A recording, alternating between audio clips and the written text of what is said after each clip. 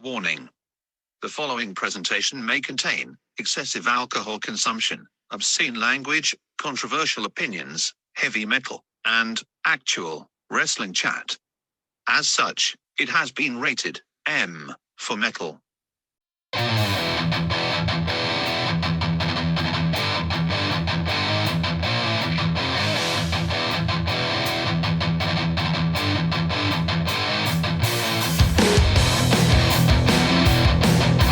Welcome to the Mosh Pit.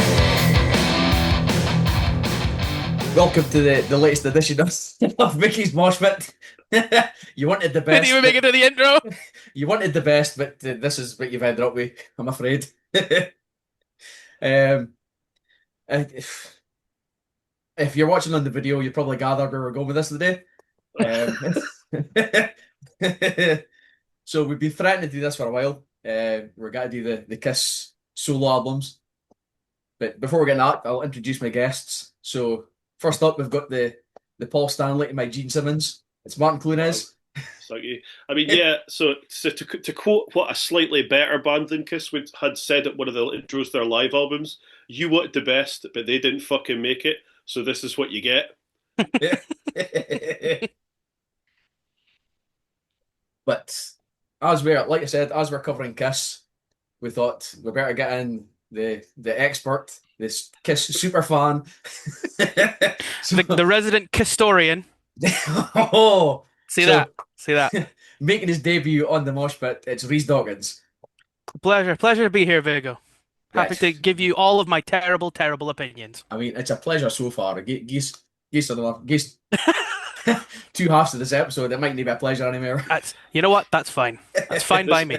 This is what happens when you show some interest in doing a massive 128 song Kiss tournament or whatever it was, and you end up luring yourself into being invited to do. My arm was knackered. What was I gonna do? I was stuck at home. I'm like, I might as well just watch all the Kiss songs. Why not? Decided you're like, you get stuck into listening to 50% of this shit. These interesting albums that we're about to discuss. Sorry. Yeah, I did dig out the Dawkins Kiss tournament, which we can get to after, because there's some takes on that. Oh, I've completely forgotten about all of that, except for I think who won. Yeah, I think me and Martin agreed on which was investing. I think, and I'm sure I'll agree with you afterwards, because my opinions are not that strong. I'm very easy to please, which you may figure out throughout the course of this night. I want to say that you put out the one that we picked in the first round. You did. What was it? Strutter. What was it? I don't remember that well. I'd have to listen to it again. Yeah. I think I had a Strutter Love Gun final, didn't I? Possibly. I don't know. I did hear them, and I got them now. But yeah. In the absence of Hide Your Heart and Tears Are Falling, I think that's what my final was. I think any of my final four could have won. But that's not what we're here for. No, it's not. No. So a little bit of history. The Kiss solo albums. So doing research, I always thought that they recorded the solo albums because Ace and Peter Criss were unhappy with the creative contributions they were getting. However, I've also read somewhere else that it was also built into their contracts that they could do solo albums. But narrative. They weren't happy, they were writing solo albums. It's backstory, innit? They were all released simultaneously in 1978. Kiss were at their fucking peak. I don't care how much you like the 80s Kiss, Martin. 70s was their peak. I fully accept that. I mean, let's be honest, right? There can be all the narrative you want about these albums, but the truth is, there's no way that Gene and Paul didn't sit in a room and say, what will sell better than one Kiss album? 4 Kiss albums. That's why it is. Because as we all know, Gene loves money. Gene, it's like there's absolutely no. I mean, and there's no way they didn't sit and do that and think, how do we monetize this? Oh, we can send the 4 of us off on tour and whatever and blah blah blah. It's just I am convinced that's what the plan was. So this was, like I said, peak Kiss. There were 6 albums in at this point, plus 2 live albums. Recorded after filming The Phantom in the Park was concluded, which we're still getting an episode on. We're still doing that. A film review of that because I'll come back for it. Don't worry. yeah, we'll get Dawkins back in to watch a shit movie to go with. Hell yeah, all in. Again, very easy to please. I'll probably be like, it was fine. To quote Scottish Chef, I like it. It's all right. Oh no, am I gonna have similar opinions to Scott? Oh Jesus, nobody wants that. So yeah, so they shipped 1 million copies each, so they could ensure that they all got platinum status. However, they did not all sell 1 million copies, but because it's like I can't remember what the name of the thing is. It's hard to get the estimates of how much was actually sold. Oh yeah. But it was nowhere close to 1 million each. No. So I think what we'll do is we'll go through the albums one by one. So obviously we've got Paul Stanley, Gene Simmons, Peter Criss, and Ace Frehley. So we'll go through them one by one as they appear on the poster. And we'll just go through and we'll give some opinions, which I'm sure we've all got.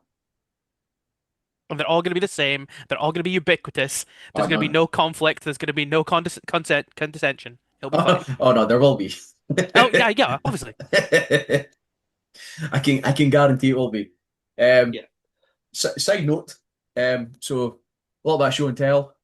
But obviously, you well know that Martyn's the big record guy. Closely followed by Caleb, who's also almost getting kicked out of his house for buying ridiculous things.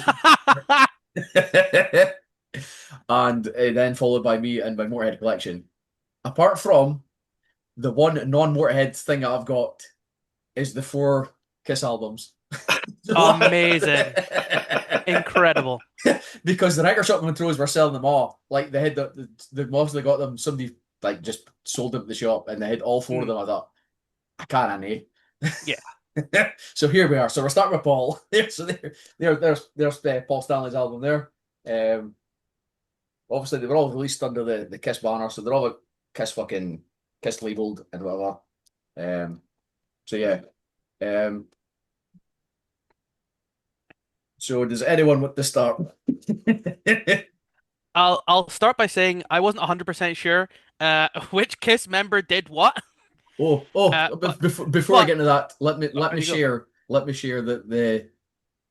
the message that Dawkins sent me when I asked him to do this. Oh no, what did I say? I forgot now.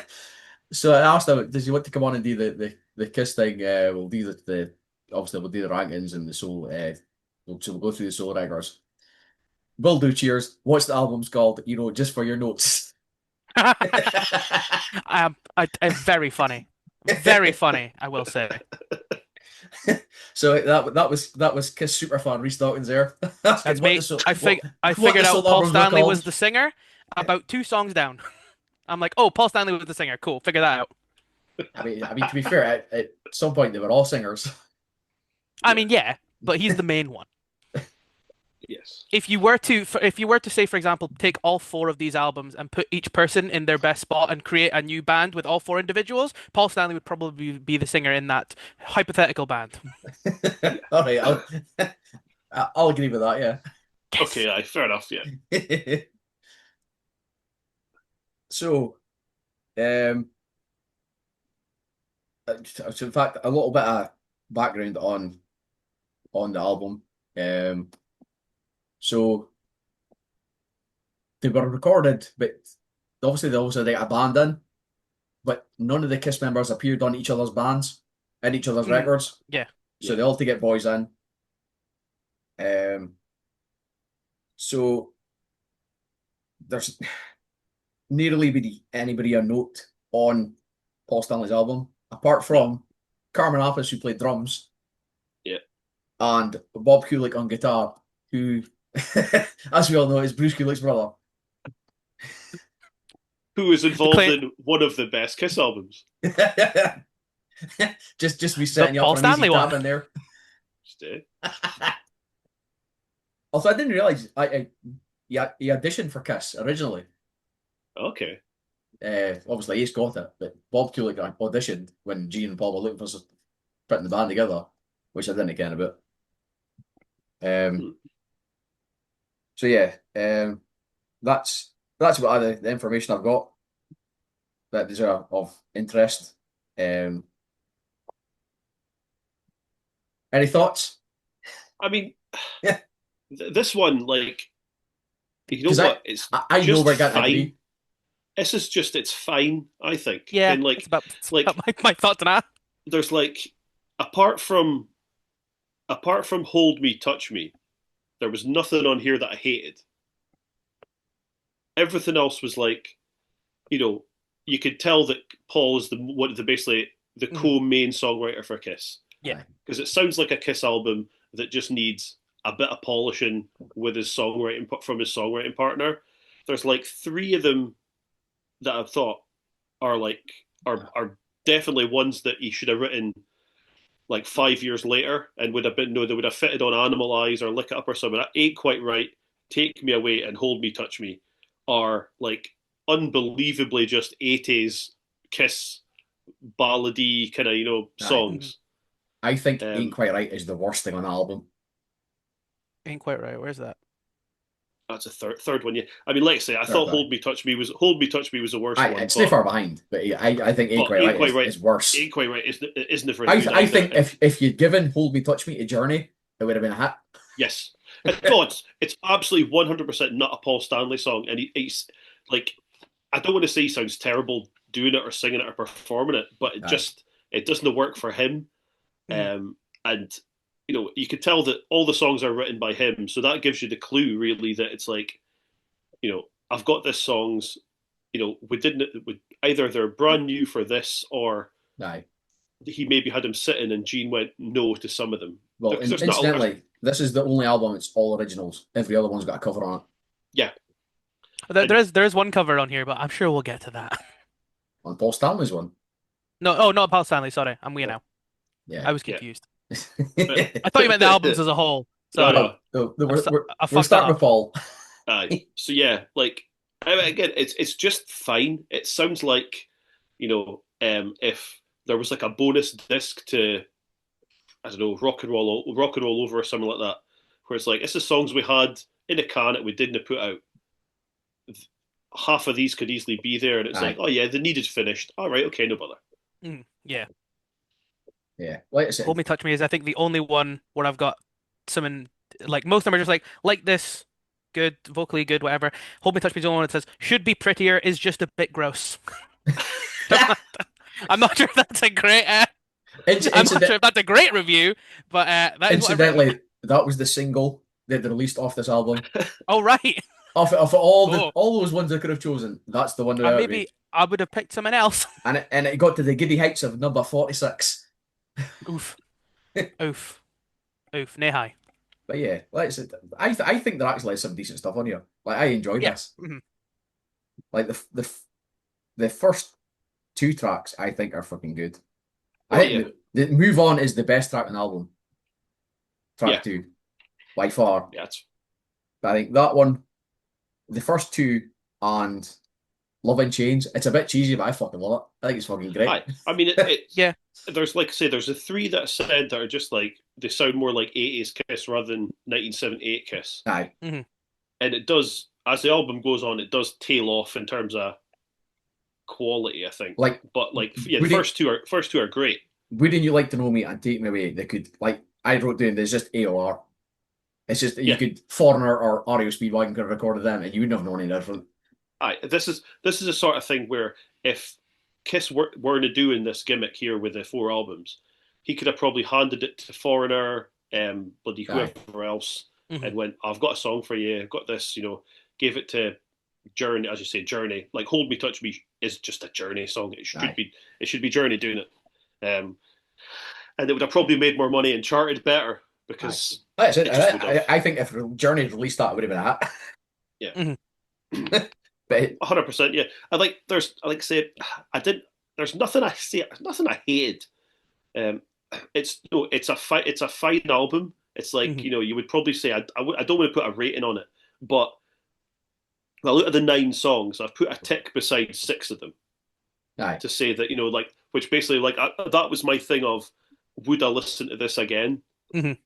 By choice. Aye. And so it was like, right, are 6 of them that would go, yeah, I'll give that a listen again. Aye. Like I said, I think this is the most Kiss record out of the 4 of them. Oh, yeah, definitely. Like, as we'll get into when we get to the other names, like, some of them tried to be a bit different, but obviously Paul Stanley was just happy with what he was doing. So he's like, Yeah. here's his mere Kiss. Just hear Like, this. wouldn't you like to know me? I put down as my favorite. I basically just put an asterisk next to the one. I'm like, this is probably my favorite one. So I'm like, that's the one I picked for that. So I don't know if that's controversial. It's just like I've just picked. It's just average. That's fair. That's fair. Again, I'm very easy to place. It's very unlikely. I don't think we'll get to it, I'm sure. Like I said, Tonight You Belong to Me, Move On, It's All Right, and Love and Change. I think they're the best ones on there. Yeah. They're like the rockier. He's the most consistent, maybe, is maybe the way to put it. Yeah. But yeah. Aye, there's nothing on here that go like dips below like, all right. Like I said, the other ones, a lot of them have just been good or okay, and the worst thing it's not bad. It's not as bad. It's just It's just not memorable or anything. It's just It's that he needed a 9th song, and that's on there probably. Aye. Yeah, it's fine. I'm fine with that. So yeah, I think in fact, it was produced by a guy called Jeff Glicksman, who produced Kansas and Gary Moore, which explains quite a lot. The whole state. Yes, the whole state. Oh shit. That's a hard-working man.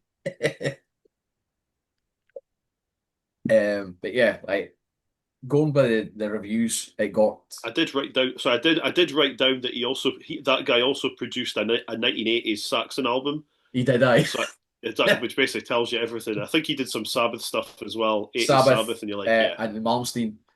Did he Malmsteen just 80s. There you go. There you go. Aye, there it is. But yeah, as far as like the reviews went, it got like just mid-average, like in 3 out of 5s or 5 out of 10s. Like nothing spectacular, but it was alright, possible. That's fair. And obviously, no spoilers, but for a 5 out of 10 album to be the second best one of this lot, it's really it's buckle in, listeners, buckle in. Martin giving away some of his rankings there already. There's only 4. I kind of hide it really. I mean, just like where the roller coaster's gone up a little bit, but it's a way to go now. So this was the 3rd highest charting album. It only got to number 40 in the US Billboard chart when it was. Is that of the 4 of them? Of the 4 of them, yeah. Yeah. He was the 3rd highest, and the 3rd highest was number 40. And the second. Do you know what was like charting higher at that time? I don't, but I can probably find out for you. Cool. Let me fact check. What were they fighting against? In fact, I think there was maybe a Cher album there, wasn't there? I seem to vaguely remember. So there's live research on the podcast. Look at that. Yeah, when was it really? Was it month? 1970. Aye, but which month? Was it July? I want to say. Should have written this down. September. September. Right. I'm sure this is very fucking thrilling for the listeners. Well, I was going to say, whilst Vigo's doing that, if you're listening to this, listeners, just talk among yourselves. I was going to say, because I don't have Spotify Premium, I just played all 4 albums, just whatever came up, and if I'd heard it before, I just skipped it. So when you say like the first song in the album, I'm like, which one's that? Oh, it's that one. Okay, it was like the 10th one that I listened to. Nice. So what have we got? 23rd of September. Was it within the charts then? Oh, that'll be the fucking singles, those are. Let's think I'm looking for. Oh, I've made a fucking. We'll come back to this in the second part. How about that? I was gonna say, we'll lose our 40 minutes, then we'll come back after the break. So yeah, we're not in agreement. Paul's, there's some good stuff on there, but it wasn't spectacular. Yeah, I think we're in agreement there. I think we've much more to say. I don't think I have anything to add there. I do think if Kiss had broken up, I think Paul would have been all right. Yeah, I think probably. I think he'd have made would have done spectacular. I think he would have done all right as a singles guy. He's the one that goes in, even though Gene's album's got more folk on it in terms of like star power. Paul's the one who would have gone on and worked with all these other bands and all this kind of stuff, and Yeah. produced other Nice. bands or In whatever. fact, So was there any when we were originally doing the tournament thing, and we were going through it? Was there any one that Paul wrote for Rod Stewart, and then yeah, Rod didn't want it, so you ended up just it's Hard Luck Woman, isn't it? Aye, yes, that was it. I Hard couldn't Luck mind. Woman. They wrote for Rod Stewart, and he stupidly didn't want it, and it's like, yeah, it's like it's the most Rod Stewart sounding song you'll ever find in your life. Yeah, because I remember listening to like after doing the kid, I went through all the albums one by one, and I was listening. I like that sounds like Rod Stewart. So I looked up and was like, oh, he actually wrote it for Rod Stewart. Makes sense. Right, so we're finished with that one. I think we'll move on to the next album in our of the four, which is Gene Simmons for the viewers at home there. Strap my It's the- fucking seatbelt in with this one. It's Yeah. the boy with the tongue. The boy with the tongue, yes. He's that one. super Kiss fan there, Rhys Dawkins, He, cluing he everyone in loves which that. one's He loves a which. bit of tongue. There was that bit in Happy Gilmore with the granny. I forgot about that. Fuck am I here? What am I doing? But I mean, obviously, Dawkins is more a fan of Gene Simmons because he gave the world Little Chris. Is that what it is? What? You don't know who Little Chris is? No. From the bloody rock school program or something?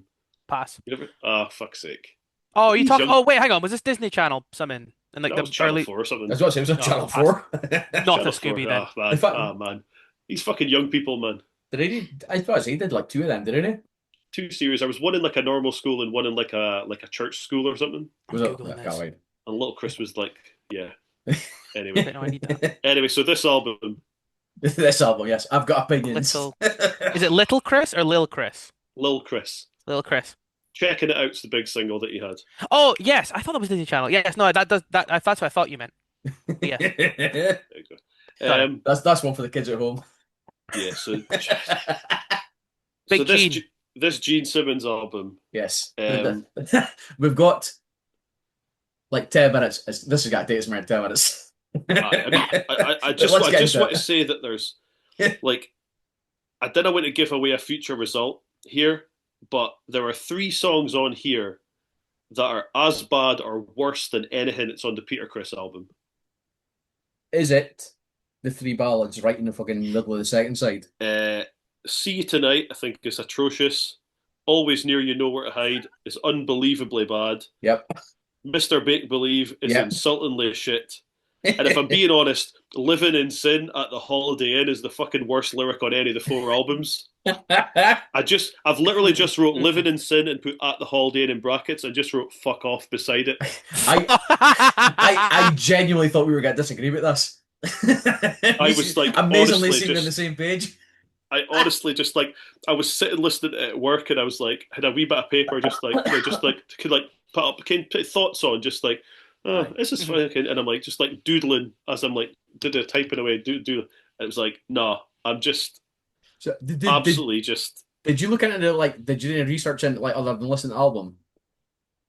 once I'd listened to them I listened to them fresh Aye. so like I now know that the better songs were demoed for Destroyer.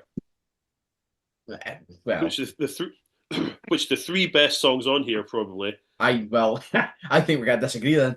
Because We're gonna disagree then. I think True Confessions is the fucking worst thing on there. Like if you take off the fucking Disney cover at the end, which it kills it. Just ignore that.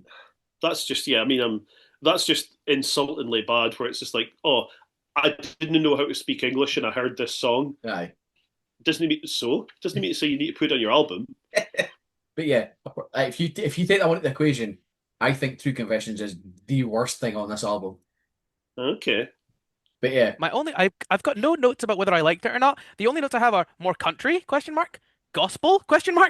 So I mean, Yeah. He got. next, I will say he got his money's worth of a choir and the backing singers. That- They were the used to whole album fucking was a death. bit religious. It was really weird.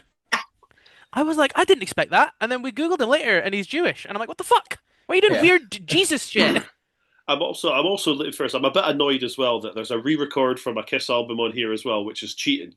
And it's worse. Yeah, he's made it worse. Which one's but that? See You in Your Dreams, track Yep. 10, It which was is on Rock and Roll Over, Rock and Roll Over.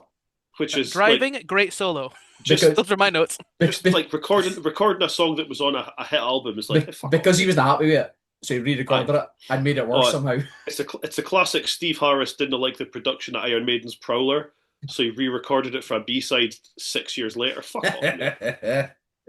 But in fairness, I've got a tick beside that, so it's like it's one of the songs that I would say, okay, I would listen to that again. It's good because it was a previous Kiss song. That's why it's good. Yeah. It's like Yeah. I'm sure if I'd heard it fresh, I'd probably be like, yeah.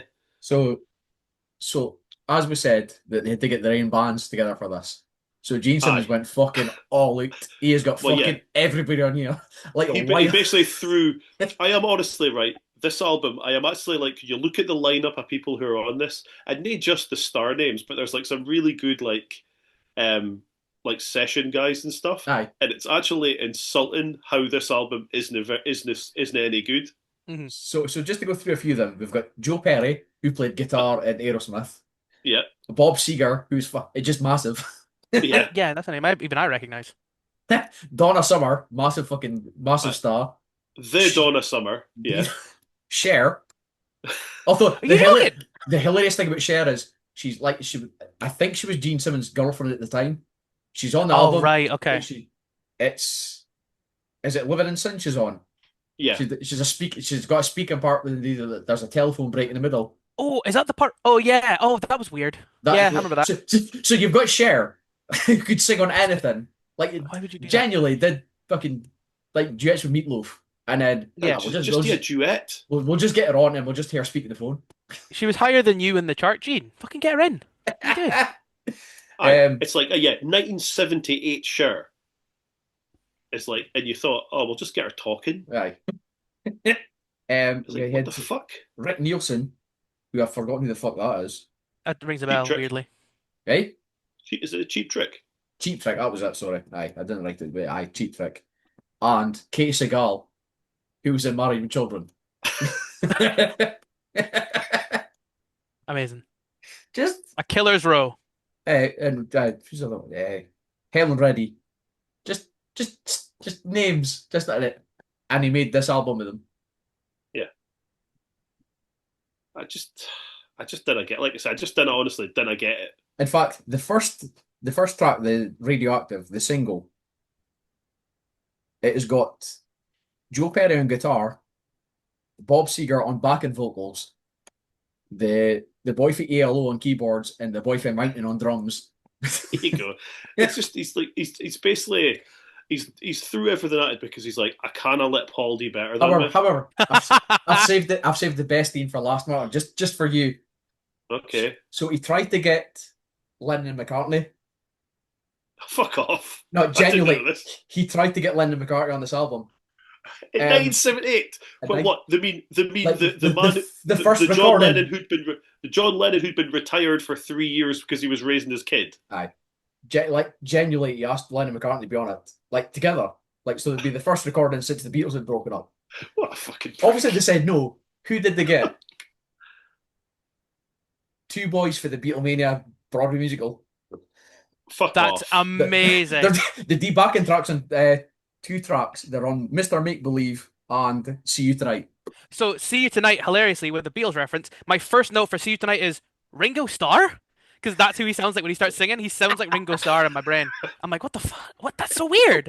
Like genuinely, like there is like that one and the one that the other boys are on. Like it does sound very fucking Beatles-esque. Like that, like if you ordered Beatles for Timu. Yeah. Like, I say near the good Beatles. I was never into the Beatles, but just near the good Beatles, just shite Beatles. The shitty Beatles from Wayne's World. Actual insects. The shitty Beatles. But yeah, like genuinely, you fire this up, and I think it's genuine. Like it sounds promising to start with. The first two tracks are actually all right. Yeah, I mean, I've got ticks beside them, and then it's like it just. Also, I do think just the problem with those two is there's obviously the intro to Radioactive. It sounds very like evil and sinister, and then it just pops Weird in this just religious upbeat thing. opening, yeah. And then it just Burn It Up with Fever, he does this massive fucking 1 2 1 2 3 4 countdown, and it starts with this fucking weird fucking acoustic guitar bit. It's like, what the fuck? Starts odd, improves sonically. Yes, I'm getting some actual notes here. I'm actually I'm actually involved. But yeah, like I said, after the first two, where if Paul was in the room, Paul would say to him, "Maybe Nady that Gene." Aye.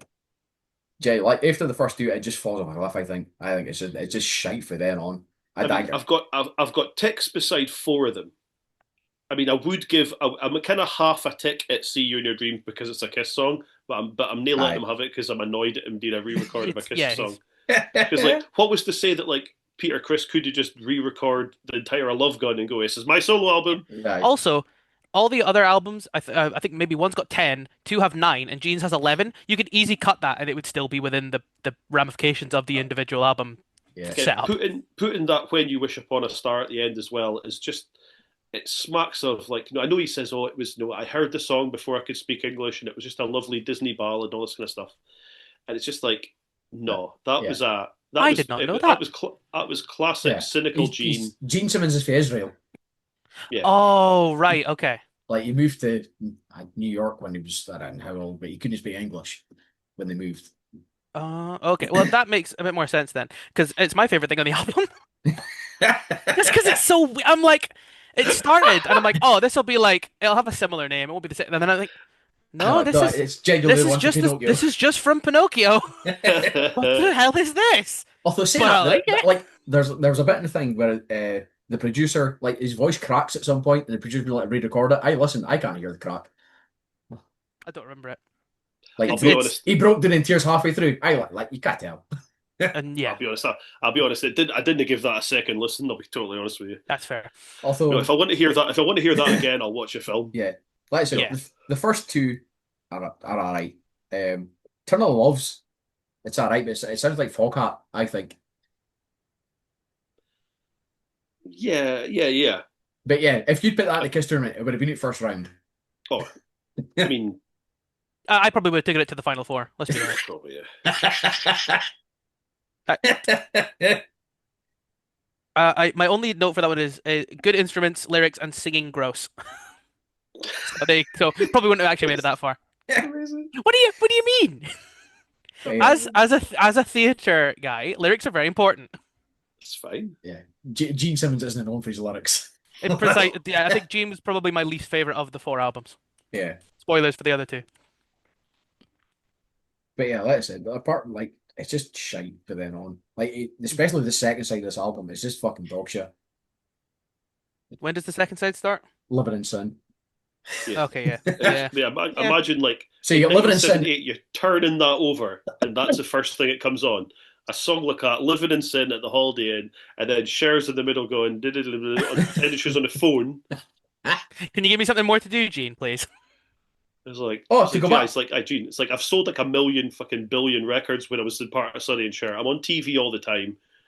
I'm doing better than you. Just give me like a solo.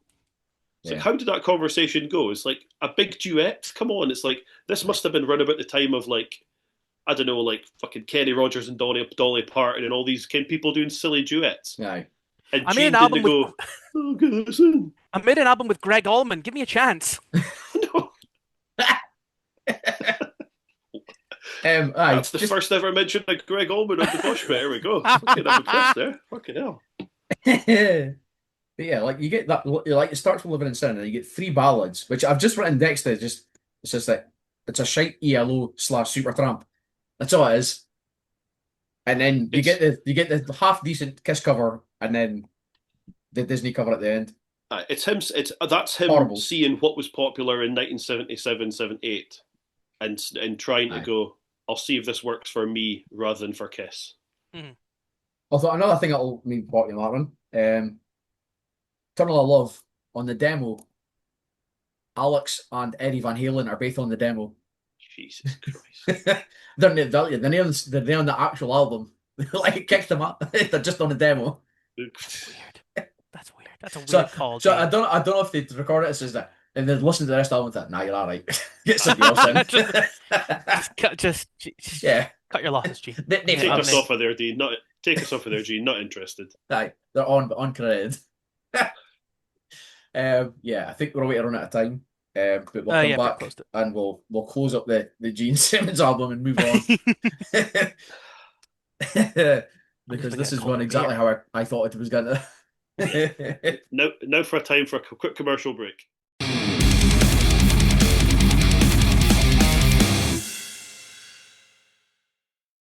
And welcome back. We're back to the Kiss solo albums, and we'll finish up on Gene before we move on. So I think we're in agreement that it's basically just shite. Yeah. It's given the sum of its parts, just who's on it, it's just unacceptable. Now that you've said like all the other like names, some names I recognize as someone who's not really a music guy, I'm like, missed opportunity. You could have definitely gotten something better out of that collection of individuals. Cher. She did an album with Greg Allman. Get her in. What are you doing? For those keeping score, it's a second Greg Allman. Sorry, I'll be honest. I thought the first one was before we came back recording, so I wanted to make sure I got my reference in. I mean, even like what's his name, fucking Michael DeBar's on this, and it's like, no, I'm sure he was only there because his wife was in the dressing room somewhere with Gene. Yeah, but because Pamela was a lady who liked to have fun. Nothing wrong with that. That's fine to say that, isn't it? Yeah. No judgment there. So yeah. And to hear the cheat that like some of these were considered for Destroyer. Yeah. Not like I looked at Destroyer, I was like, what would you take off? Fucking none. Which ones were considered for that? Burning Up with Fever, True Confessions, and Man of a Thousand Faces. Yeah. So they were demoed at the time, and they weren't good. I think they're fine. Burn Up with Fever, they weren't good enough to get on. I think Burn Up with Fever is the best song on the album. But to be on Destroyer, they rightly aren't good enough to get on Destroyer. Aye. That's fair. The joke of this is that Gene's album was the highest charting album. Just a fucking crime. It's off the name value, right? Aye. Obviously. Like yeah. Got the it's number. Like I say got highest chart. It got to 22. That's a high, and that's the highest of the four. I'm trying to look at my pen. I mean, just because people will have been in the shop and have seen the four, and Gene is, and Paul Stanley will admits this himself. It's like that Gene's face is the face of Kiss. Aye. Yeah. Mm-hmm. So people will buy that one based on he's the coolest. The demon. He's the coolest one. He's a demon. I'm buying that one. Aye. And boy, were these people cheated. Aye, the joke is the least demon sounded album. Yeah. Like there was a thing where like the producer like said to him, look, we can just do like a Kiss album, or we could do something completely different. And fair play, we did something completely different, but he fucked it. Yeah. Just like if it hadn't been like under the Kiss banner with a Kiss face paint and everything on it, it might have done all right. But it's like there's just too much of a disconnect for me. Yeah. That's the thing that like the two best albums are the ones that sound at least a bit like Kiss. You think you get what you're expecting. This is just Gene like without a safety net. Aye, nobody to say no. Shows. Aye, yeah.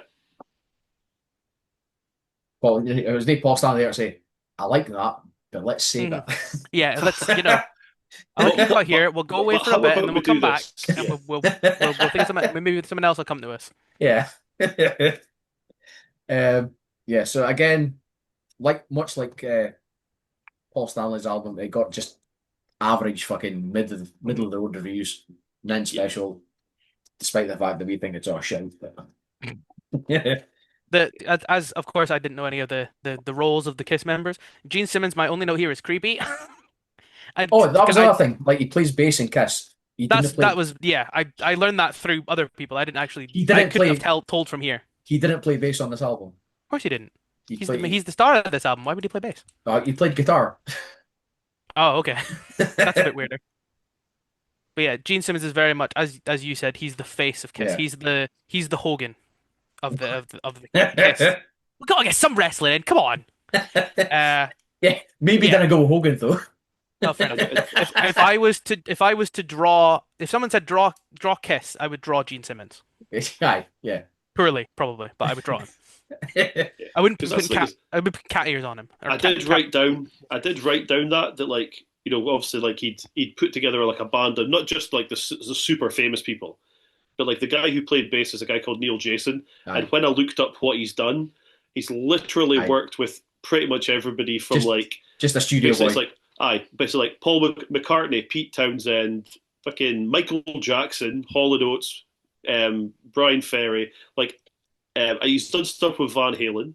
And he was also on the next album we're going to discuss. Loads of folk who have been in big bands and gone solo. Aye. Have basically phoned this guy, like Charlie Watts from the Stones. Oh, he's on the stuff he's done. Nils Lofgren from the E Street Band. Oh, he's on his stuff. It was like basically this guy's one of the go-to guys you go and get, and he's on this piece of shit. It's a fucking insult. Yeah, so I think we've said enough about Gene. Yeah, let's move on. As I'm sitting here dressed as Gene. There you go. There's the. Before I slander him in some really offensive way, let's move on for Gene. Because I like Gene. Yeah, you just saved that last episode. Or just 2 episodes ago for this comes out, but yeah. Almost. So yeah, let's move on to album number 3, which we're gonna go with this one. Is the Peter Criss album, Catman. Oh look, it's a cat. Yeah. Oh my God. What a twist. We've gone from the visual of a demon to a cat. A cat. Yes. So yeah, I also have opinions on this one, but I'll let you start because I think we're gonna disagree here. Given what you've said, I think we might. It's not shit. Nope. And it isn't shit. I know. Like before doing this, we joked about the reviews of it on Wikipedia, where it's like basically everything is a 1 or a 0 out of 10. Aye. But it's not shit. It's just not great. It's like half 70s like Motown ripoff, Mm-hmm. Aye. and then there's like half of it's like proper like that MOR sound, Middle of the road, done, yeah. but done really badly, like that kind of like Peter Cetera, the Babies, Foreigner kind of stuff, but just done really shit. Can I read you one of the reviews that it popped my name and this will tie in with what you've said there. Yeah. Where I find it. Right, okay. So this guy, I've got it up for him. I've got the guy, but he said he interpreted it as a cry for help after years trapped in the relentlessly charging Kiss machine, but it was nothing like the chorus cries of help issued by all the fans who bought this sub-yacht rock debacle. Yacht rock. Wait, wow. it gets better. Oof. He added that while the 1978 Kiss soul albums were meant as spaces for each member to just be himself, Chris clearly misread the memo and decided to just be Barry Manilow instead.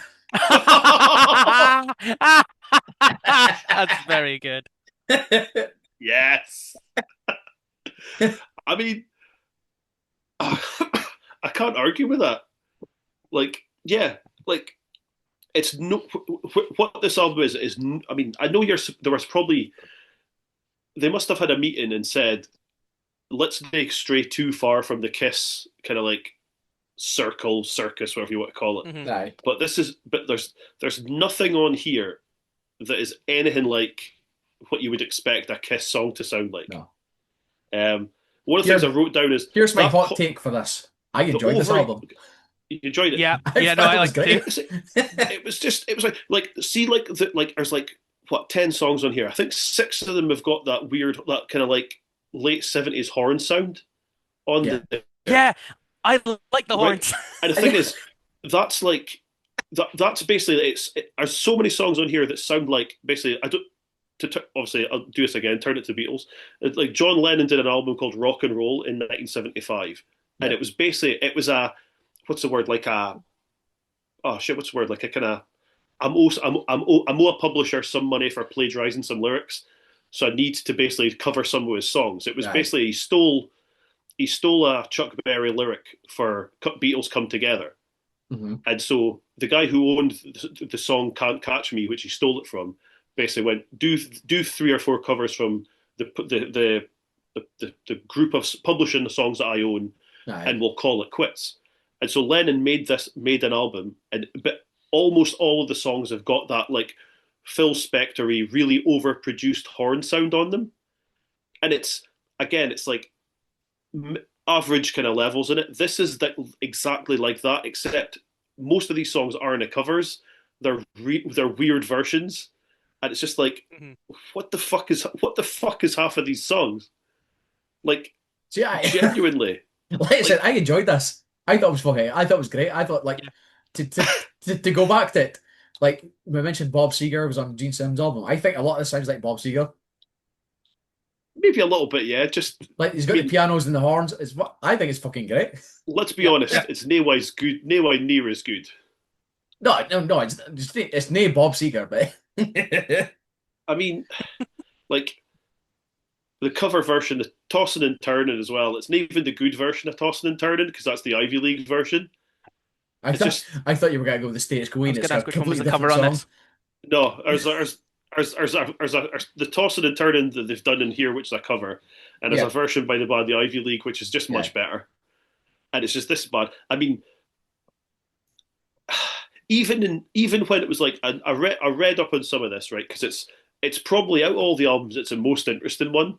Right. Because Peter Criss is like the least creative member of the band. You know, okay, he's like Kenny got to sing a few songs here and there, but you know, he did probably was it the biggest hit? Beth was the biggest hit. Beth, and but I love Beth. I wish I'd put Beth higher up on my tournament list because I knocked it out pretty early. But I think I was just trying to be a hipster, and be like, oh no, that's a really popular one. I'll leave that one. But they're saying I thought he'd only sung on like maybe 2 or 3 because the only ones I could think of was Beth, Black Diamond, and I can't think the other names. I thought he does a few. He's on a few. Yeah, but it's not anything fucking spectacular. Apart from Black Diamond and Beth. But I think that's the thing with him though, where it's like Hard Luck Women is one he did. He's on he's obviously seen as like the least remarkable member of the band. Ken, okay, I was being funny about the cat thing there, you know, and that, but it's like he's only the drummer. He's not an amazing drummer.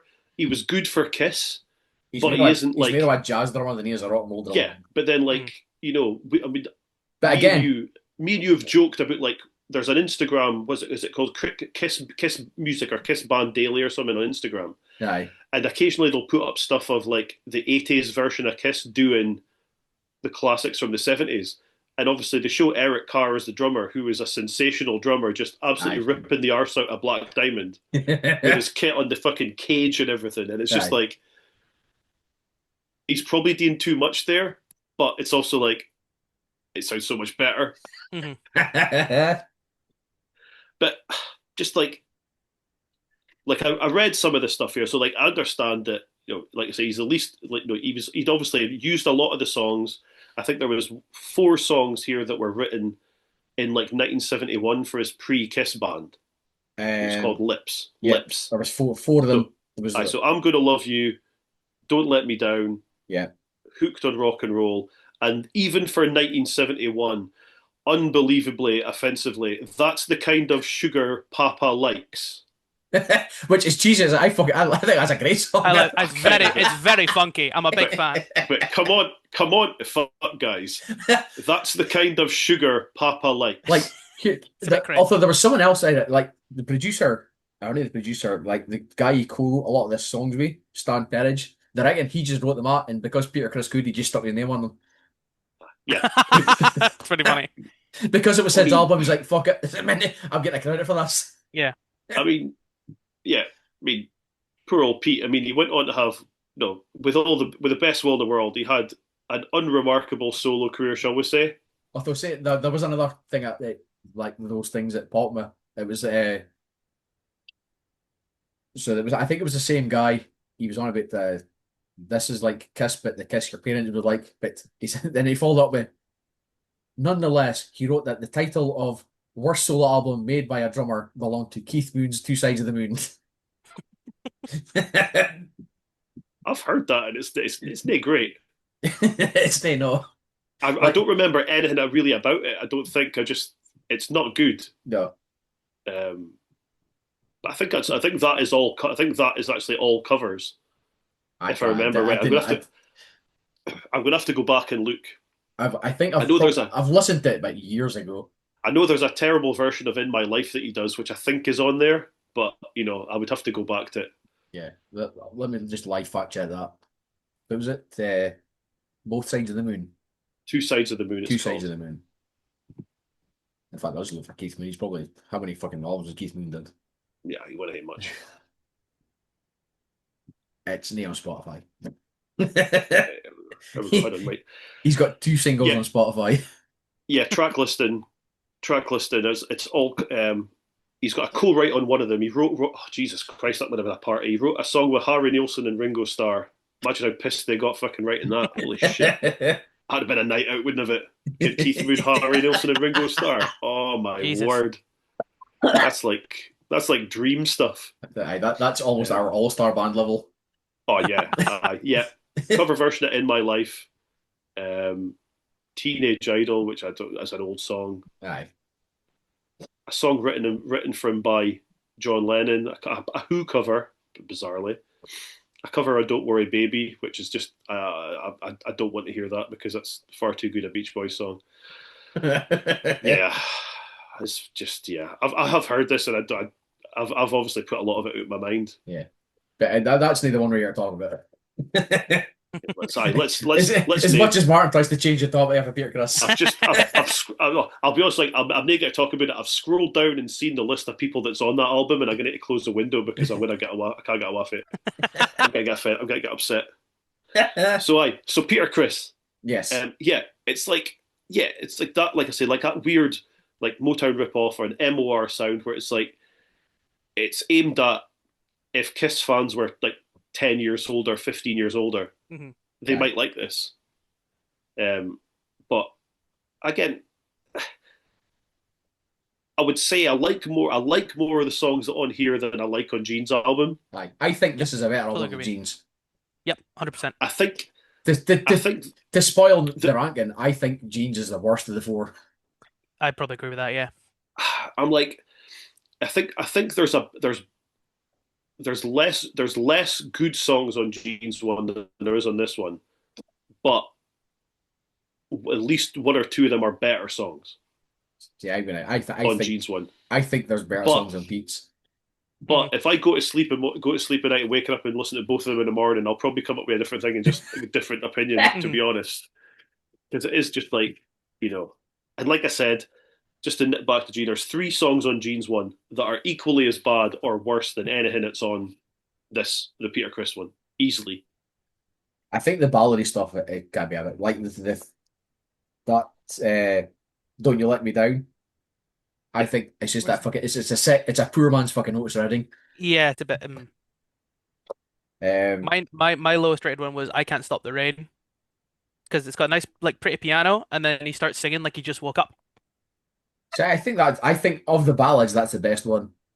I said if you give it to someone else, to sing, I think it'd be a lot better. I think it's because they made him sing it at like a higher pitch than the rest of it, and he's got this maybe that's it. Yeah, this gritty Rod Stewart-y type voice. Yeah, if you give it to someone else to sing it, it would be really good.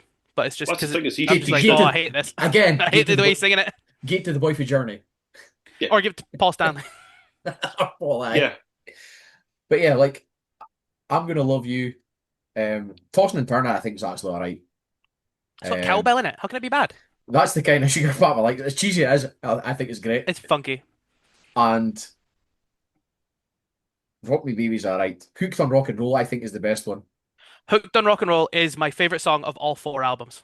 It is my favorite song out of all 4. Hooked on Rock and Roll is my favorite one. There's your Because- And that's a there's your- controversial opinion, and I stand by it. There's your hot take for the episode, I mean, ladies and gentlemen. I'm gonna argue with you because it's one of the ones I've put a tick beside. Aye. And it is definitely one of the better ones, yeah. But But yeah, like I said, that Don't You Let Me Down, I think it's just notes already. Even the set, like You Matter to Me, the like disco sounding one, I think it's actually alright. Which one's the disco one? Sorry. You Matter to Me. It was the same. In fact, Where's that? Oh yeah. there was 2 singles released for this album. Because I think what was the first one they released? it was "Don't You Let Me Down." Don't You Let Me Down was released first, and Yeah. it just bombed. It didn't even chart. Mhm. So they hurriedly rushed out the second single, which also didn't chart. Oops. Yeah. Again, there's not really anybody a note on this. Like I said, they had the studio bass guy. Mhm. The boy from Mountain played drums on 3 songs, whilst Peter played drums on the rest of them.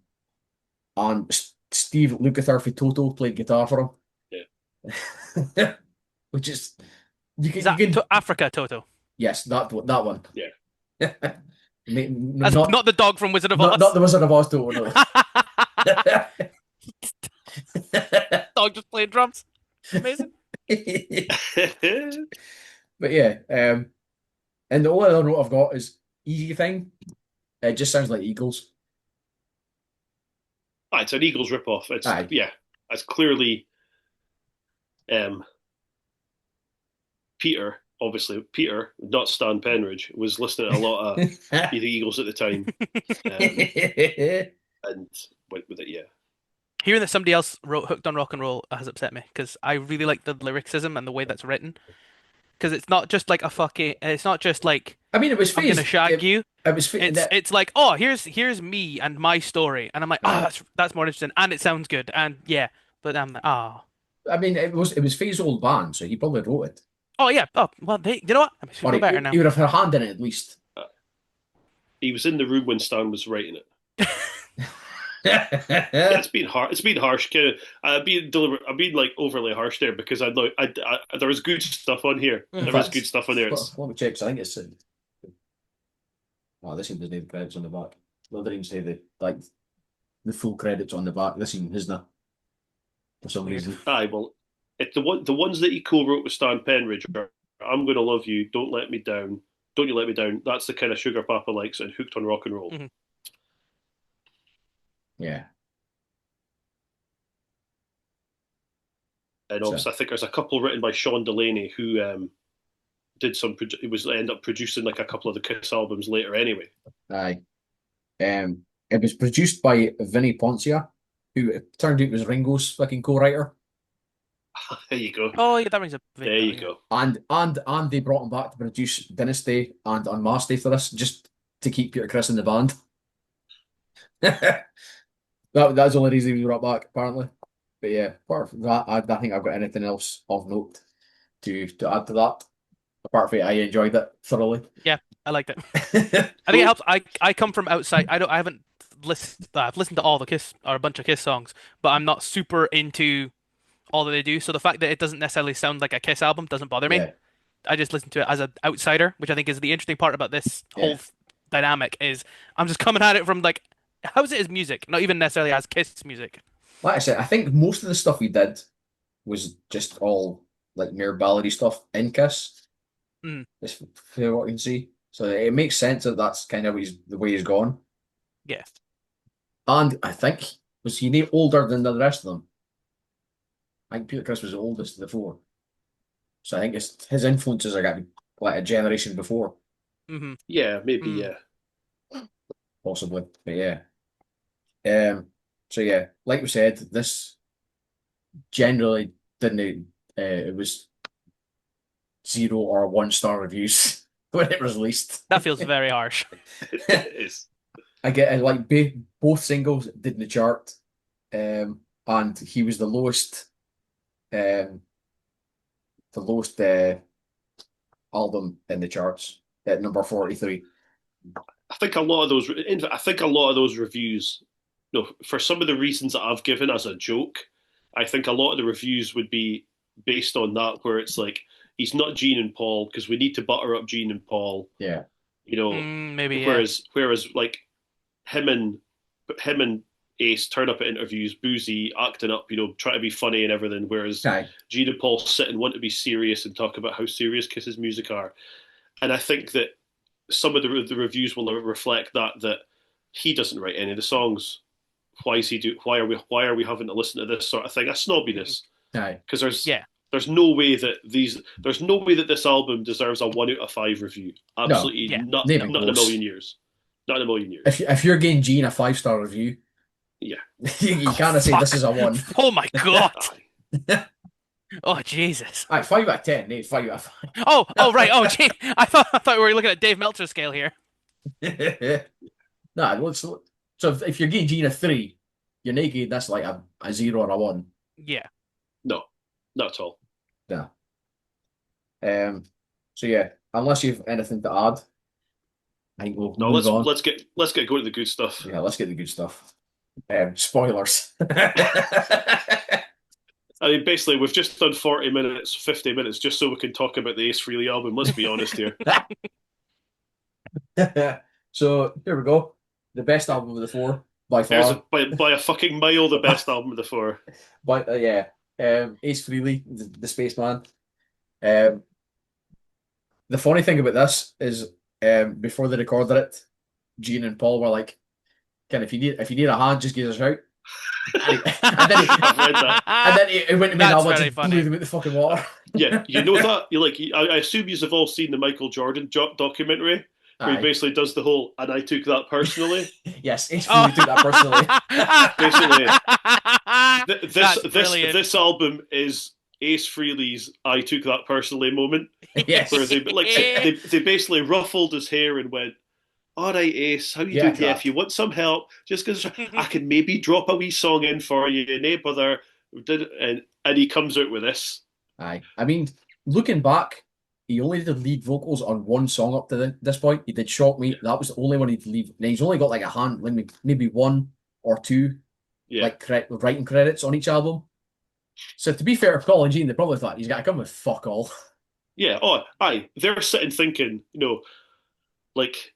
To use an example, they're thinking like he's like a George Harrison or a Jason Newsted, where it's like he's got nothing. Aye. He's got like, aye. What's he going to do? He's got nothing there. He's not going to turn up with any riffs or songs. It's like, oh, we'll be fine here. Aye. And instead, comes out with by a country fucking mile the best album by far. He's gonna have riffs. What are you doing? Yeah. He also got he had Eddie Kramer produced it, like by far the best producer out of any of the 4 of them we got. So, again, he didn't he was another one that didn't bring a lot of boys in. He had Anton Fig on drums, who came on and did drums on Dynasty and Unmasked for Peter Criss, because the Dynasty was still fucked after the car accident. Yeah. Oh. And Unmasked, he got sacked halfway through, and he just record the ice parts. And I've never written it down, but I'm fairly sure he had the studio boy, played bass on pretty much every album. I think. The boy Will Lee. Yeah, he's on all. I think he's on all 4. He's on 3 of the 4 at least, anyway. Yeah. I will just check that, but I'm fairly sure that's who it was. It's basically that half of the boys that play on a lot of the tracks here are from the Saturday night, Dave Letterman's band. Aye, which I can't mind what they're called now. It's like the world's most dangerous something or something, yeah. Aye. And it's basically like, what's his name? Paul Schaefer's band, basically, really. Aye. There's all these guys who are just brilliant players who do sessions and shit, and we're called out to work with the 4 boys for Kiss. I say the Anton Fig boy, he did a lot. The drummer, working like Joe Van Massa and fucking Joe Armatrading, Joe Cocker, Bob Dylan, Europe, Peter Frampton. And I think he was in Ace's band at some point. when Ace went solo. Okay. Yes, he did. He did. By the looks of it, he did all of Ace Frehley's solo albums. By the looks of There it. you go. So yeah, I think in fact I think he's got a writing credit on this as well. White 2 he's got a writing credit on. Yeah. But yeah, like we said, this album is just fucking great. I think there's like the worst song on the album is "What's on Your Here we Mind," go. and even then, Oh. it's still better than anything else. See, this is the thing, whereas I find that you are absolutely, partly you is absolutely bristling as well, having to admit that this is the best album, knowing find that there's an There's instrumental on it. Oh man, yeah. I Knowing knew your this was gonna history, come up. knowing your history of like, I'm just like, I know fine that you think this is the best one anyway. Yeah. And it's like, but there's a fucking instrumental at the end, and I'm like, could not wait to start with you about it as well. That you have to admit it's the best one. It's like, it's an instrumental, but it's still the best thing. There's nothing bad on this. No. It's like nothing bad. Great songs. First songs are brilliant. Yeah. There's 2 songs about basically very, very subtly. No, he hides it well, very subtly about doing drugs. Yep. You just doesn't. It's just everything's good, and then the cover, New York Groove is just fucking brilliant. Yeah, genuinely so good. Oh, that's the cover. Yeah, no, I I know really like that. it's a cover, but it's just like it's just so fucking good because it sounds exactly like the kind of song a member of Kiss who is doing a solo album should be covering. No, you didn't cover "Tossing and Turning." You didn't cover "When I Wish Upon a Star." Yes. You pick something like this that sounds a little bit like Kiss, that you make sound a lot more like Kiss, and then go, oh yeah, it works. And Fujidi, oh, you have a hit single with it. Aye. Although saying that, like the other songs in the album, I think it sounds heavier than Kiss were.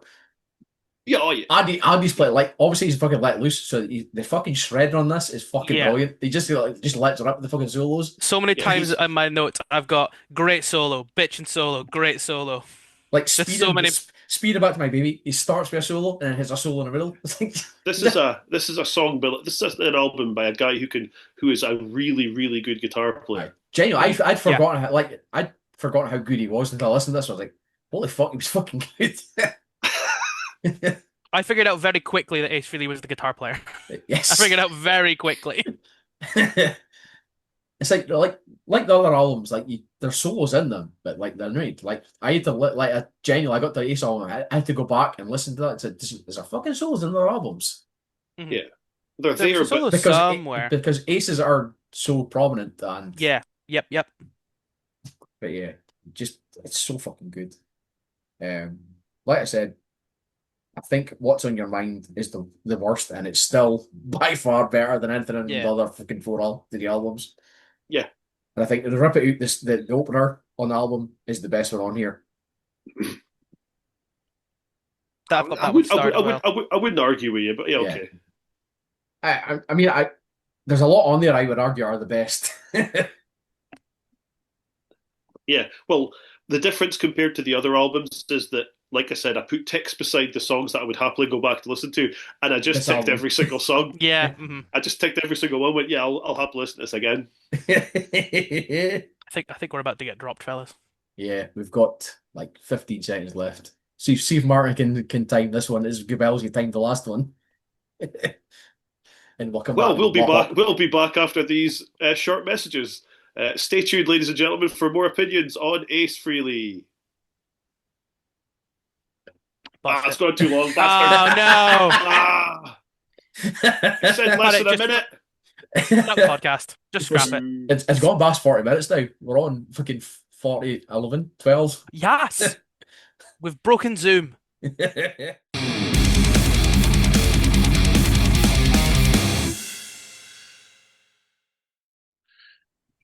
we're back. After that well-timed segue there. The thing is, you can edit it so you make it look really good. But you won't. But you won't. Oh, no. Yeah. Yeah, so we're back. So, final thoughts on the Ace album. He's not a great singer, is he? I think he's all right. What? Okay. Martin's offended. Second hot take there for fucking Dawkins. I'll watch this. Yeah, that was.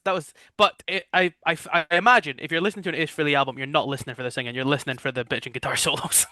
So, I mean, you know, if I you're can't argue with comparing him that. next to Paul, then he's not a good singer, but come on. I- mm, mm. It's most like all they start with. Guitars are great, singing's not. Guitar's great, singing's not. I also think the instrumental's too long. I know Vigo's not a fan of instrumentals, but He's that not was though. I enjoyed it fine enough, and I'm like, you've overstretched yourself here. Yeah. Um, It also sounds meditation-y, which is another one of my weird notes. It's like, I could meditate to this. okay. I'll take that. Is that a weird take? Oh, I'll have to Well, listen again, maybe. yeah, so this album was actually reviewed favorably, unlike the rest of them. You had a lot of like 4 or 5 or 8 and 9, depending on which scale you're using, reviews. He was the second highest album charting. He got to number 26. Although I think in the long run, if I've read, has sold the most. Obviously, a lot of folk would have bought Jeans on day of release and Yeah. then realised it was shite. So everyone else who was buying albums after that maybe bought Aces instead. Yeah. And his single did far better. His single managed to get number 13, which was the highest one. What was his signal? Single. The New York Groove. New York The Groove. cover. Oh, that's probably that's the best song on it. Yeah. So it got to number 13. So yeah, I think we're all in agreement that's by far the best. So if we're ranking them, where are you putting them? I think you and me are going to be the same, Vigo. I think we might be. I think Maybe not though. I would go Gene, Paul, Peter, Ace. But honestly, for me, Peter and Ace are kind of similar because the singing really brings it down in my opinion for Ace. so. But that's my Gene, Paul, Peter, Ace. Okay. Martin, any advance on that? I mean, Ace is obviously number one. Yep. Then it's Paul's for me. Yeah. There is a gap, and just based on the strength of a couple of songs being better, I would put Gene's just ahead of Peter's. But there's more bad songs on Gene's than there is on Peter's. See, I'm going Ace is the best, and then Paul, and then Peter, and then Gene's is the worst. So we're all different. Yeah. I mean, Oh, Ace is the top of them all, but yeah. yeah. So I'm going Ace, Paul, Peter, Gene. Martin's going Ace, Paul, Gene, Peter. And Dawkins is going Ace, Peter, Paul, Gene. So consensus is Ace is by far the best. Yeah. Then there's a massive fucking gulf. And then there's the rest of them. Then there's Again, Paul. I think I like Peter's more than both of you, and I think it's quite close to Yeah. Aces for me. Like, I enjoyed it, but I think Paul's is mere. I think it's just because it's a Kiss album. Which think makes perfect sense. it's Because again, I'm coming at it from an outsider's perspective. Faithful to the sound. So just a side note, I looked up which of these songs they've played live, Oh wow! or Okay. which one Kiss have played live. Obviously, Okay. I'm sure they've all played them some of their own stuff, like Yeah. because I think they've all done solo stuff at some point. So they probably Yeah. all done fucking solo, played their own stuff solo. So you want the hazard a guess who's had the most of their albums played live? Oh, it's probably I want to say Paul, You know what? but it's probably Gene, isn't it? The way you're worded the question, Yep. I think he's trying to throw us a red herring here. Oh, I think okay. he is. I'm going to say, you know what? I'm going to say Peter. Nope. No, okay. Dawkins is right, Paul.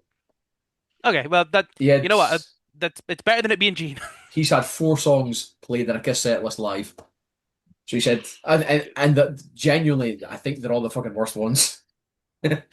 Oh shit. Tonight You Belong to Me, which I think is actually alright. Move On, which is the best one on the album. Then he's got Wouldn't You Like to Know Me and Goodbye, which are just shite.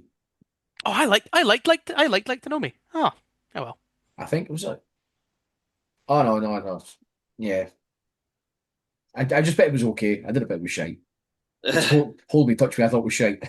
Oh, I also didn't like that one. Yeah.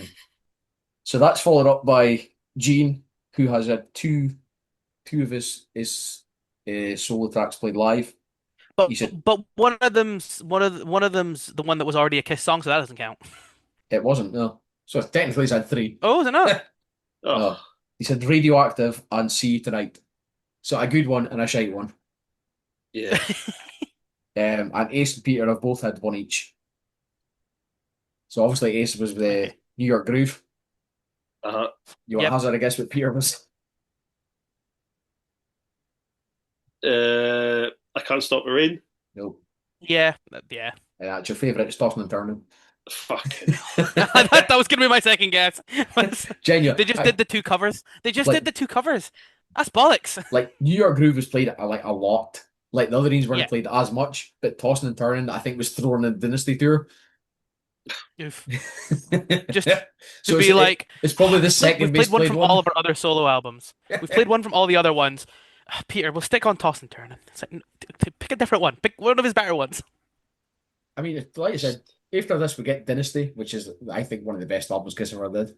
I fucking love Yeah. Dynasty and Unmasked, and then just to throw a spanner works. I think, like as bad as some of these albums are, I would still rather listen to them than Music for the Elder. I've never listened to it. I'm It's not fucking, playing. it is absolute fucking dog shit. I saw, I like, because I was going through it today on Spotify. I looked at it, I was like, ah, is that as bad as it? So I listened to a little bit. I was like, nah, it's still as bad as I remember being. It's fucking shite. Fucking hate this album. It's called mean- For the Elder. What? It's a concept album that I recorded. It's based on a film that was never like it's near a film. Oh, right. Just a mock-up film they had there. So there's a plot line. Like, and then because it fucking bombed in the US, they changed the track listing when it was released in Europe, which completely fucked the fucking storyline they had with it. All right. So it makes even less sense now. Like European Searching music for the elderly is really hard because it just gives me Oh. like playlists for old people. Elder. Elder. Yeah, no, it's, he'll go like music for the elderly. I'm like, I don't care about music for the elderly. I don't need to hear Vera Wang going on. Vera Wang. That's not her name. What's her name? Vera Wang. Vera Lynn. There you go. Oh, I nearly. You know what? Oh, I It's feel like, bad there. Sorry, quite. I would fucking. You know what? I would fucking listen to like Vera Wang doing like 50s, 40s, late 40s wartime We'll songs. meet again. But I kind of do. I'm not gonna do the voice. I kind of do it. Oh me, like why are they? But the thing is, right? Why are they doing Tossing and Turning live? Beth came out like fucking 2 years before these albums. I do Beth. The Beth. Why is he not? Why is he not doing Beth? Oh, here we go. Let me. And like, I don't know if Beth was still in the set list at this point, but surely, yeah, I mean, surely they're not letting Peter do two songs live. I fact checking this now because it's got him interested. I mean, I suppose they could. I suppose they could have pissed off and just left him doing Beth, some of Beth himself. Yeah, Beth's pretty low key. Yeah, because it's just him in a So pajama. maybe gives them. It still gives them the rest, maybe, but I'm not having that. There's absolutely no way that Average in set lists on the Dynasty 78, tour. 79, there's no way Kiss should be touring and doing Tossing and Turning. I'm just not having it. No. So the one I've got, they play Move On, which is the Paul Stanley one. They play Right. Tossing and Turning, and then on the encore they play Beth. Okay, right. Fair enough. So Okay. Beth is there, but yeah.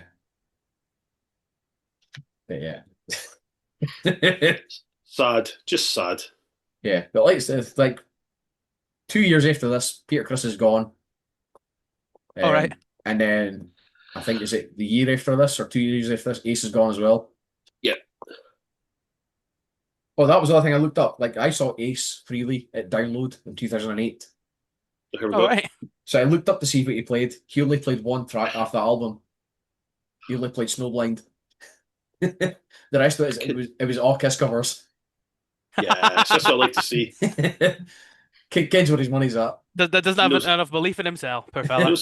knows his audience. I mean, like what he waited till 1987 to do a cover of bloody "I Hide Your Heart" as well. So he's a good loon. Is our ace. He's a good loons our ace. But it was only like like a fucking 9-song set or something he did. I want to say, but yes, Snowblind was the only one he did. The rest of it was just all like early Kiss stuff. Was that the year? Was that not like the year that like Kiss played on the Friday, then he played on the Saturday or something? Was Think that the so. same year? I couldn't remember if it was 2008 or 2007 that Kiss played, but I think it was the same year. I think I remember seeing there was a lineup where Download was like that, which is just great. Yes, 2008 was Kiss. Kiss headline Friday, and Ace Frehley played the second stage with Midley for Neen on the Saturday. But yeah, so that was. I thought I was going to ask them, like, obviously, like following Ace releasing this fucking banger, they gave him more input for the next few albums and they let him fucking sing a bit.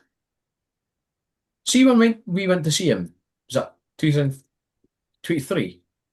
We saw him. Yes. Did Tommy sing any? No. No, I didn't think he did. No.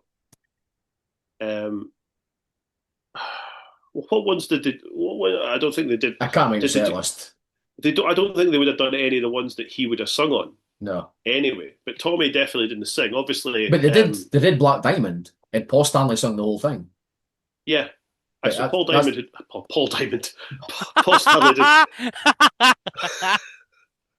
Paul fucking Diamond. There you go. That's here Vera Wang. That's Vera Wang. Yeah. But obviously Eric Singer did Beth, but there was no. It was Paul Stanley did Black Diamond, so it's like I don't think Eric Singer did anything, and then which I guess is maybe he's not much of a singer. I don't know, but possibly I don't know. But I was thinking about it today. I was thinking, God, did he sing or did he? I just couldn't remember. But yeah. So I think that pretty much wraps up our Kiss Soul album retrospective. Yeah, it's been basically, it went exactly the way we thought it would. Yeah, we captured the zeitgeist. Ace Frehley is still the guy. But before we go, but that's fine. We've got just another bit of business. Oh, in fact, we've got one more thing to do. We can have a quick look at Rhys Dawkins' Kiss tournament. Oh yeah. And see how badly he fucked up. So there we go. Again, Beth would have definitely been higher if I wasn't trying to be a just some highlights. Mark. Beth made I don't know if it round that would be. So if that's the final. Not high enough. I should have put it higher. Beth made the quarterfinals. Should have been higher. Wait, what was it up against? It was up against I Want You. Oh, that's what won though. Yeah, it was. That's a toughie. No, it was in the final. That I just won. I was the one that won. Oh yeah, that's right. Which I can't even remember which album that's from. Me neither. But yeah, I remember I Want You more. But yeah, so maybe that should have won in the end. Juice was out first round. Shock Me was out first round. Black Diamond was out first round. I don't remember them. Quite honest. Colin Dr. Love was out first round. Shout It Out Loud was out fucking first round. For Christ's sake. Strutter was out first round. And that was just one half the fucking thing. Love Gun was out first round. Yep. Heaven on Fire was... Oh no, they got 3. Heaven on Fire got 3. So, like, the final 4 he had, there was I Want You, I Just Wanna, Making Love, and Love For All I Can. What a fucking rib. The one I remember most is I Want You, and I think it's because it has the funky bass line. I remember you saying the funky bass line. Like, yes! Oh, that was Gene, wasn't it? I feel worse about it now. Yeah, Gene did some good stuff, just on his own solo album. I think I'd something that we've got to because it's like we're being slagging him off, but when he's in the room with Paul, yeah, they do really good work together. Yeah. Yes, because they bounce off each other and go, "Oh, I've got this idea. Well, how about this? Maybe." Mm-hmm. like I said, it's something we can come like we can do like 70s Kiss, 80s Kiss, 90s Kiss. Obviously, the Yeah. Kiss movie. There's a lot to be had there. Oh yeah, we're definitely doing the Kiss movie. Because I don't think that any other regular Mosh Pit guys will come back on the do Kiss with us. Maybe Thunder. Oh, oh yes. Let's be honest, Scotty's need to sit and listen to Kiss just to come on and do this. Yes. I mean, you know, as much as I'd like to try and bully him into listening to Animalize or something, he's not doing it. Yeah. He's Like we tried him with Black Sabbath and he just was in it. just was like, I'm busy. What are you doing? I'm busy. Okay, Busy. fine. You've needed on your research, okay. Okay, just say you hadn't listened to them. It's fine, you know. It's like I've given up my time this week to listen to these four up. Yes. Well, I mean, okay, three of them were a chore, Yeah. you know, but Say that, one of them was a chore. The three I actually enjoyed. I've given up the time listening. I could have been listening to other stuff that I want to listen to. Well, okay, I'll give you that. Whereas I could have listened to the Ace album 4 times, for example. The rib was I listened to it twice each just to... My plan was listen to everything once, then everything I want to listen to again, listen to it again to put my rank in, and I only really did it for Wiped Out, Rip It Out, and Hooked on Rock and Roll because I really like Hooked on Rock and Roll because I think it's a great song. I'll be quite honest. Vaccinated by a Victrola Neil. I had to Google what that meant. And that speaks to me as a massive theatre nerd, being like, yes, I had to learn something. So you've heard it here first. The next show, Battle of the Nations, Rhys Dawkins going to do. Hooked on Rock and Roll. I will do it. Does it make any sense with my character? Absolutely not. But I'm absolutely going to be like, but what if? Just hear me out. Just hear me out, okay? Full Catman makeup. Oh. Take my money. And yeah, got me. What's Peter Chris's favorite kind of ice cream? Oh, here we go. I don't know, but right now he's hooked on rock and road. And with that, oh wait, no, we've still got ages. Jesus Christ! Oh, did I? Oh my God! I'm really funny, you know. Me. Oh no! You've absolutely done me there. Oh hell yeah! As if I was a proper punchline coming yeah. instead. Just like I just shouted at me. He's hooked on Rocky Road. What do you want? As if I wasn't sweating enough in this fucking getup as it is. I could have done with I'm that. sweating enough. I'm roasting. I'm not even in stuff. I'm just wearing my own merch. I don't need to be entertained. Come on, what are you doing to me here? So we've just got one more thing to do before we wrap up. So obviously, Dawkins has never been on the Mosh Pit before. So Dawkins has never put together his dream gig. I was waiting for this. Oh, I was hoping to put him in the spot for this. Absolutely not. Oh no, I was well prepared. I'm like, Vega's gonna ask me this. I need to come up with a clever answer. So it's been a while since we've done one of these. So obviously, dream gig. You've got an opener, a mid card, and a headliner. Pick any band, any era, alive or dead. So the floor is yours, Rhys Dawkins. This is going to cause some conflict, I believe. So when I was thinking If you about just picked Peter Criss 3 times. No, but that'd be great, wouldn't it? The coy answer is you'd start with a tragedy, and then you'd have a comedy, and then you'd finish with a history. But you know, Shakespeare plays are really long. I don't want to keep people awake at that gig for that long. So I thought, you know what, let's go with music. And I thought, I'm not much of a music guy, if you couldn't tell. So I decided instead of it being like, this is my all-time favorite individuals of music, I thought, let's go through the different eras of my enjoyment of music. So Right. first CD I ever got when I was a young lad from my uncle for my birthday. I don't remember which one. The opener will be Busted. Right, okay. Yeah, okay, cool. That's a good start. Yep. Mid card will be I sort of, as I believe was that- getting, Did they play downloads just the other week there? I believe so. It was Don't- McFly. No, Was or it- was it McFly? They're very much Same in the thing. same kind of vein. Busted. Yeah. Busted played last year, and McFly played this year. And next year it'll be Mick Busted when they fuse. Yeah, that. That. Them or then a little Chris. No, she's dead, isn't he? Shit. He's dead. He's been dead for like 10 years. Fuck's sake. I suppose it. To be fair, I'd still rather watch either of them than Biffy Clyro, which is why we're doing this tonight, so we'd have to watch it with Glastonbury. Is it tonight they're on? Is it? Aye, I think so. I believe so. No. My opinion on Biffy Clyro. I don't remember. There's a couple songs I liked. I don't really remember. No. Mid Carter. Mid Carter will be as I got a bit older. I went to my first and only gig that wasn't just like my pals in like a hall.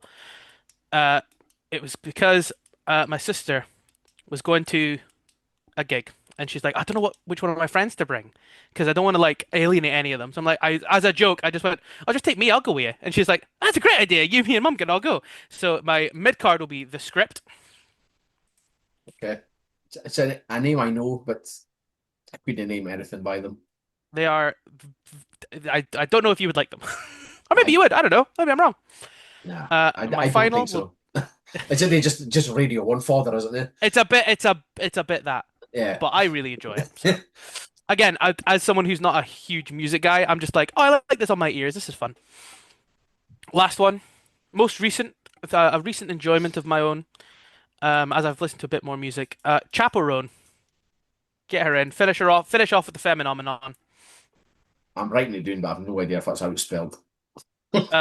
It's like chapel with an extra P's, L, isn't it? and then Roan like Roan. Fucking cracked it. Yes, brother. Hell yeah. I like music that sounds nice to my ears, and Chaperone sounds nice to my ears. I only know Pink Pony Club by her, so that's the main one. I also like Good Luck Babe. I also like when people cover songs in a different style. Like I've heard rock covers of Good Luck Babe, which are fantastic. Did the wife of Slipknot need the fucking Pink Pony Club? Very well could have done. I couldn't tell you. There's a really funny Corey Taylor at picture of him doing it on stage. There's a really funny clip of I think it's at like Elton John's Oscars party or something like that, where she's singing that song and he's on the stage just like playing along. I think he was playing a piano or something, or he's in a chair or something, and he gets up. But of course, he gets up like when you saw him on the subject of Glastonbury. When you saw him playing Glastonbury, he doesn't move too well anymore. But he's fucking old. He's an old guy. So, he's doing a lot of bombings. Yeah.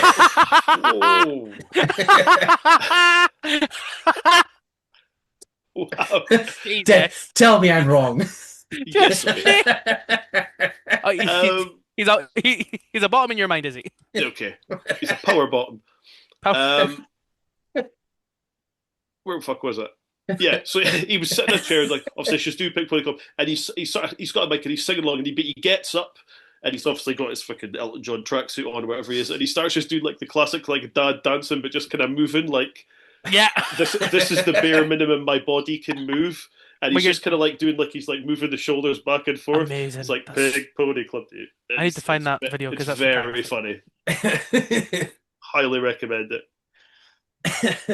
Hildegard von Blingen, I think she's called on YouTube. She does covers of like more poppy songs, but she does them in like a medieval way. So it's but with she's also rewritten the lyrics to be more like medieval. So it's like thys and thous and stuff, and it's brilliant. It's so much fun. I do enjoy a cover in a completely different genre. It's great. It's because sometimes you think that fits better as like a harder metal song. I think Good Luck Babe really fits as like a harder song. Side note, we were speaking about disco stuff earlier. There was one that popped up on my Spotify that day. It was Hasty Dixie doing disco stuff. Okay. So they did the Raining Men. Oh, that's amazing! Yeah, it is so good. I love Raining Men. What a great song! I can't even. That was like it was only EP, so I was only like 4 on there. Relax by Frank Goes to Hollywood. Great. I Feel Love, which I can't remember who did that. What's Donna Summer? That's what I said. Was it Donna Summer? Yeah. Oh, Donna Summer, the one who smashed Kiss into the ground in '78. Yes, that Donna Summer. Yeah. That Donna Summer. And I'm Coming Out. That's good to hear, Vega. I'm proud of you. After his What was the comments song about called, Elton John, after his comments about Elton John, it's a bit time, you know. I mean, I am sitting here in a leather waistcoat. Yeah, that is true. Like, maybe he's got something to tell us about who's been giving Elton John all the bummings, and that's why he was saying that. I'm the top. Getting this is completely irrelevant to anything. Getting bummed is more gay than bumming, correct? Than Wow. being the. Am I wrong? This cannot. I'm not having any part. I'm not like. I'm not. It's not a bad thing. Absolutely not. Ladies and gentlemen of the internet and of Spotify and whoever, the views of Rhys Dawkins do not reflect the views of Martin Clunas. I'm being positive. Hey man, you do what you want with your body parts. It's none of my business. I'm being positive. I'm saying nice things. That's twice you've absolutely fucking done us here, man. Me. My fucking makeup's running. That's not because you're laughing. It's because you're dying of sweat. Jesus Christ. You're fucking hooked on Rocky Road and now fucking bumming. Oh my god. Yeah. So I have to ask my pals, be like, right, lads, I have a question for you. So Open forum, no judgment. I just need to know your opinion. I think we'll stop the recording there before Rhys Dawkins cancels himself. What? No, I'm being positive. Pride, goddammit. It's still Pride Month while we're recording this. Don't ruin it, Yeah. Dawkins. No, I'm being positive. Stop this now. So they're twisting the narrative against me. It's falling apart. It's falling apart. At least we got to the end. So yes, that's been our guest solo album reviews. You're right. I've been Mickey Vago. Thanks to my guests, Martin Clunas and Kiss Superfan and Super Woke. Rhys Dawkins I'm there. so woke, dude. I'm the wokest. Again, just thanks for joining us. If this goes up and doesn't get taken down, I'll be surprised. Be positive. I stand by this. Nothing to do with me. Innocent. So thanks and join us next time.